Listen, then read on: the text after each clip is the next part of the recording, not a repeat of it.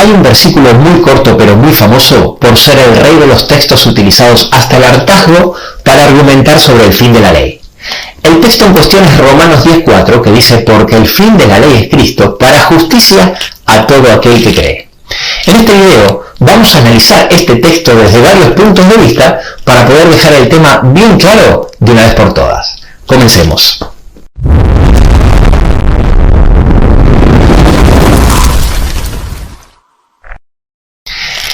Como mencionamos al principio, muchos teólogos han utilizado el texto de Romanos 10:4, que dice que el fin de la ley es Cristo, para demostrar que Cristo marca el fin de la ley. La discusión se basa en la palabra griega telos, que podría tener dos significados. Aquellos que utilizan este texto para justificar que a partir de Cristo la ley dejó de tener vigencia, dicen que Pablo utilizó la palabra telos con el significado de fin, en el sentido de final o finalización, es decir, terminación o abrogación de la ley. Y aquellos que dicen que la ley aún está vigente, dicen que Pablo utilizó la palabra telos con el significado de propósito, en el sentido de la finalidad o propósito, la causa de su existencia, el objetivo de la ley. Ya que efectivamente, como pudimos ver, la palabra telos tiene ambos significados y dependiendo de cuál de los dos estaba pensando Pablo, cambia totalmente el sentido del versículo. En este video vamos a desarrollar muchísimos argumentos que nos ayudan a entender lo que Pablo realmente quiso decir. Para ello, solamente vamos a analizar la utilización de la palabra telos en oraciones con la estructura gramatical de Romanos 10:4, porque la estructura sintáctica es crucial en el significado de la palabra telos. Es decir, donde el telos de una cosa es algo determinado, o alguien en este caso. Y este análisis lo vamos a realizar en 4 etapas. Los pensadores célebres de la literatura griega, los padres de iglesia y reformadores, otros textos del Nuevo Testamento y lo que Pablo habla sobre el tema en Romanos. Empecemos con el primer punto. La estructura donde se describe el fin de algo, tal como lo hace Pablo en Romanos 10:4, era ampliamente utilizada por los pensadores célebres de la literatura griega. Con lo cual, tenemos una gran evidencia literaria que nos permite saber cómo se utilizaba. Empecemos por los 3 grandes representantes de la filosofía griega. Sócrates decía que el telos del hombre es vivir de acuerdo a la razón. Obviamente queriendo decir con esto que el objetivo del hombre es vivir de acuerdo a la razón. Y decía que el telos de la filosofía es el conocimiento de uno mismo y del mundo que nos rodea. De la misma forma, Platón decía que el telos de la religión es la salvación, el telos de la filosofía es la sabiduría, el telos de la música es la armonía.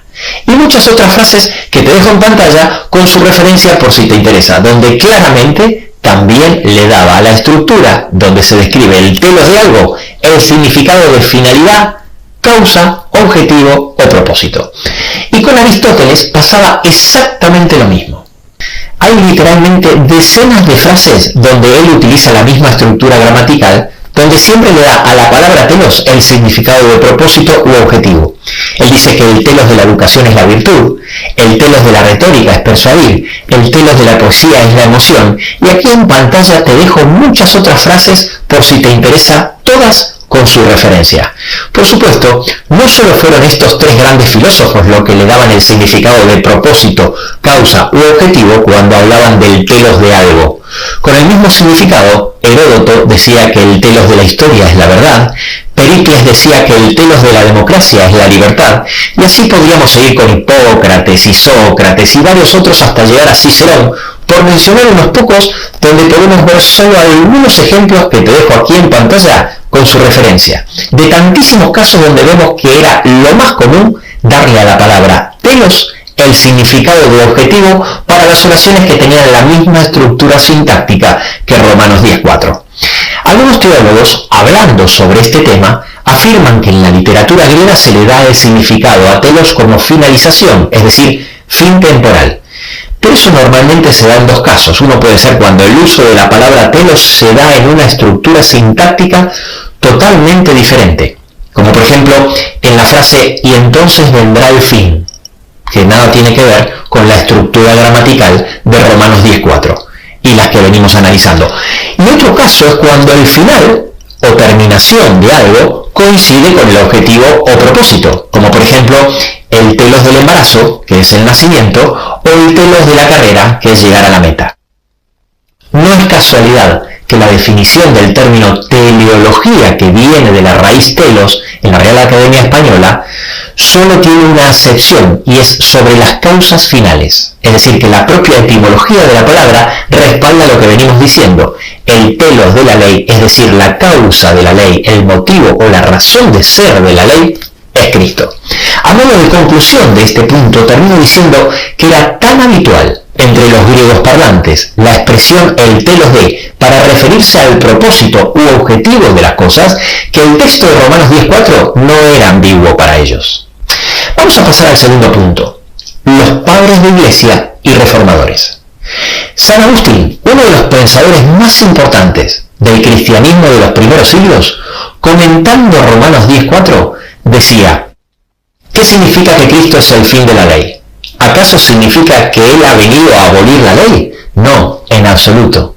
Y también decía que la ley no fue dada a los hombres para justificarlos, sino para mostrar su pecado y la necesidad de un Salvador, coincidiendo con otros padres de iglesia que enseñaban lo mismo, como por ejemplo Santo Tomás de Aquino, que es considerado uno de los más grandes teólogos y gran influyente del cristianismo. Comentando Romanos 10:4, opinaba que el propósito de la ley es llevar a los hombres a la justicia, es decir, a la fe que es por medio de Cristo.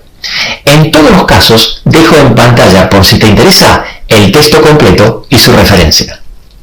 En la misma línea, Martín Lutero, el más famoso protagonista de la Reforma, interpretando Romanos 10:4, dice que la ley conduce a Cristo de modo que todo el que es justificado por él ya no está bajo la ley, como dice en Gálatas 3:24, la ley fue nuestro tutor de Cristo.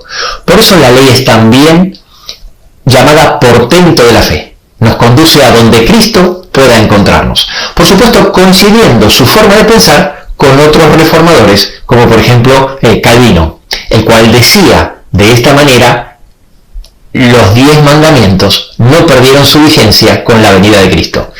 Estos son solo algunos ejemplos de no pocos padres de iglesia y reformadores que pensaban lo mismo que lo que intentamos demostrar en este video. Vamos a hablar un poco de otros textos del Nuevo Testamento. En el Nuevo Testamento existen 2 versículos que tienen exactamente la misma estructura de Romanos 10:4, donde el telos de una cosa es algo determinado. Uno de ellos es 1 Timoteo 1:5, que dice: pues el telos, el propósito de este mandamiento, es el amor nacido de corazón limpio, donde la mayoría de las versiones traducen directamente la palabra telos como propósito. Y en 1 Pedro 1:9, que dice: obteniendo el telos, el fin de vuestra fe, que es la salvación de vuestras almas, donde también el significado de telos es propósito, ya que lo que dice el texto es que el propósito de la fe es nuestra salvación. Pasemos al último punto, donde analizamos el contexto inmediato, es decir, lo que Pablo habla sobre el tema en el mismo libro de Romanos. A pesar de que la literatura griega de la época, no pocos padres de iglesia y reformadores, y los textos del Nuevo Testamento le daban a la palabra telos el significado de objetivo o finalidad, en las oraciones con la estructura de Romanos 10:4, vamos a suponer por un momento que aún así Pablo le quiso dar en Romanos 10:4 a la palabra telos el significado de finalización o terminación. Para concluir que Pablo dijo que Cristo es el final de la ley, necesitamos encontrar evidencia de que Pablo habló mal de la ley y por ello era necesario que Cristo le dé fin. Sin embargo, solo tomando desde el capítulo 7 de Romanos en adelante, vemos que él dice en el versículo 12 que la ley es santa. En Romanos 7:14 que la ley es espiritual. En el versículo 16 que la ley es buena. Y en el versículo 22 que se deleita en la ley de Dios. En Romanos 8:4, Pablo manifiesta su deseo de que la justicia de la ley se cumpliera en nosotros. Y en Romanos 9:4 incluye a la promulgación de la ley entre una lista de cosas buenas como la adopción, la gloria, el pacto, el culto y las promesas. En Romanos 9:31 le llama la ley de justicia. Con tantas afirmaciones positivas y elogios hacia la ley, es muy difícil que Pablo estuviera diciendo que Cristo daría fin a algo tan bueno, justo, santo, etc. Ahora, nos hacemos la pregunta, si la salvación no es por obras, y en esto estamos todos de acuerdo, sino por los méritos y la sangre de Jesucristo, ¿por qué Pablo dice que la ley es verdad, santa, espiritual, buena y se deleita en ella? Bueno, porque tal como dice Romanos 10:4, el telos, es decir, el propósito de la ley, es llevarnos a Cristo para justicia a todo aquel que cree. Esto solo tomando en cuenta el contexto inmediato de Pablo. Si tomamos en cuenta lo que él escribió en otros libros sobre la ley, nos vamos a encontrar con muchos otros ejemplos similares, pero solo quiero resaltar el de Gálatas 3:24, donde dice, de manera que la ley ha sido nuestro guía para llevarnos a Cristo, a fin de que fuéramos justificados por la fe. ¡Oh, gran casualidad!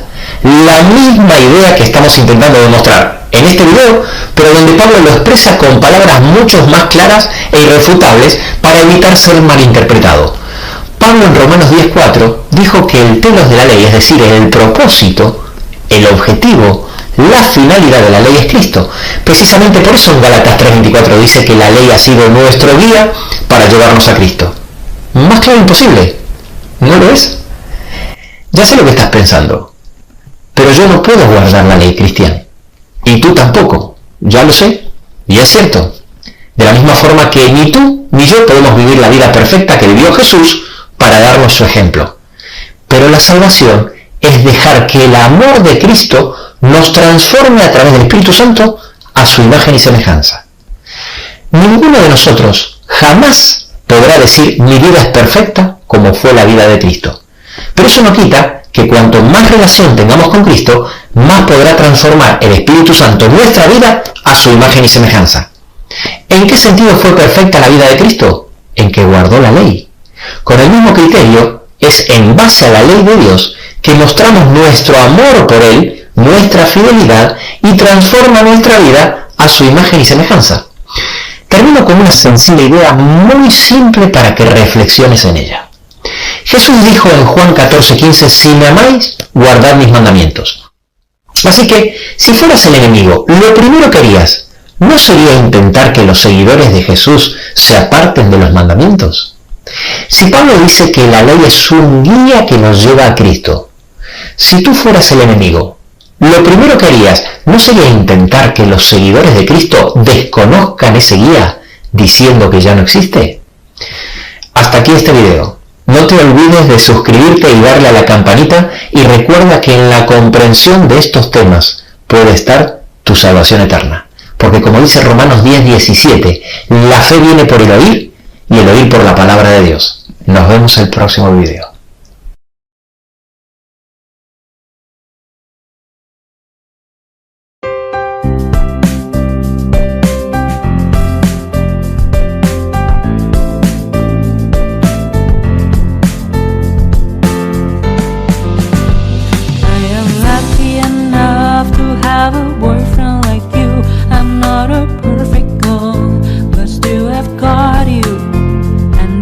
Bonus for me. I never want to lose you. I never want to lose you.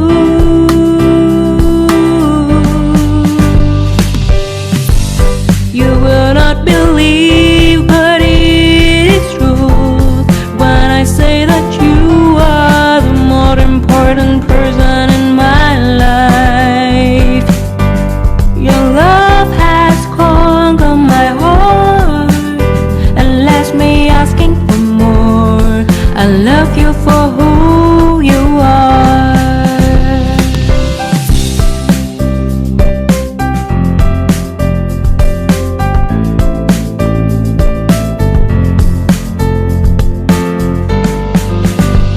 I am lucky enough to have a boyfriend like you.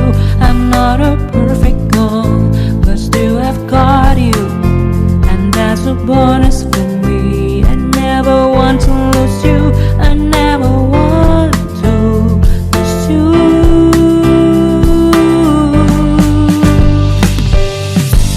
You will not believe, but it's true when I say that you are the more important person in my life.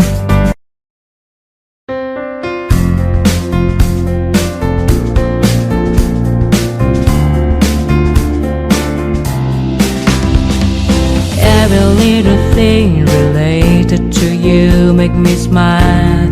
I know you are doing hard work to make things possible. I want to let you know that I am with you, and I will be forever. Every little thing related to you make me smile. I know you are doing hard work to make things possible. I want to let you know that I am with you, and I will be forever. When you talk, I want to listen to you for hours. When you are there beside me, I feel like looking at you all the time. My love for you will never really change. Just want to tell you that you mean a lot to me.